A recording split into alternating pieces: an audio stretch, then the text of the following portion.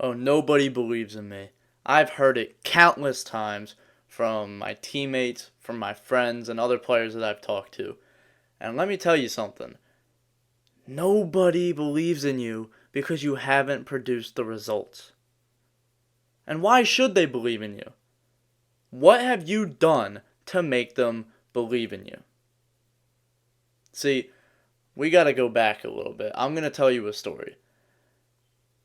When I was young, I was just some fat, random white kid that was playing basketball. I was short, fat, white. I had no hops, still have no hops. And I was decent, but I wasn't good at anything. I was okay at dribbling, but not great. I was okay at shooting, but it didn't stand out. And what I realized was looking the way I looked and the weight that I was at and the way that I played, I wasn't going to get any recognition, right? I didn't pass the eye test. So, after 2 years, so this was when I was 13 to now 15 years old, or 14, being a freshman in high school, I made my freshman team, and I did pretty well because of all the work that I put in. I was never on the varsity team. I only sat JV for 3 games. Didn't find much success. Next year comes around, sophomore year, and I dominated at the JV level. And I was brought up to varsity for a few games. And I did terrible. I was not ready for the varsity level. And that really hurt. I wanted to be on varsity as a freshman coming into high school. I wanted to find the success early. But I had to reframe my mindset and just say, okay, we got to regroup, and how are we going to do that?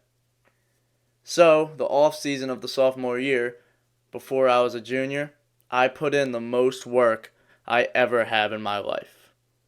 I was non-stop in the gym, playing outside, working out for the first time. I started working out in February of this year, and I've been consistent with it ever since. And I've seen results. Currently, I'm the captain of my varsity team as a junior, and I lead my team in scoring. But nobody believed in me in the beginning.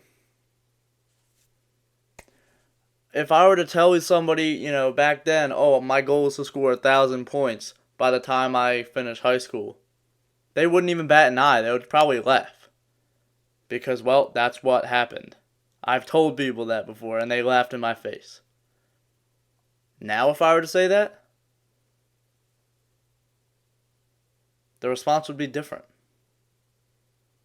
After growing up the way I was and being the short white kid and fat, I realized something.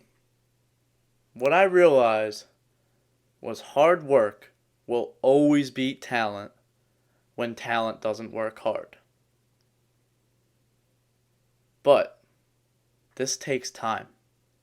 The hard work has to catch up to the talent, and it takes time for said hard work to catch up. I had my friends around me, or my teammates, just my peers, just all surpassing me at the age of 14 years old. They're faster, quicker, stronger. And here I was.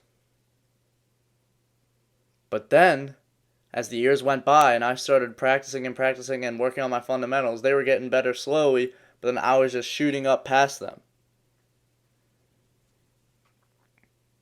You can have the same journey as mine. And it is sweet because you know you got yourself there on your own. You didn't need talent. You didn't need that other stuff that those other guys had. It's not about genetics, it's about work ethic. And you have it. So put your head down and get to work. And I mentioned before, if I were to talk to others about my dreams of scoring 1,000 points or winning a championship, they would laugh in my face back then. And now, it might be different. But understand this. You do not need to share your vision with anyone else.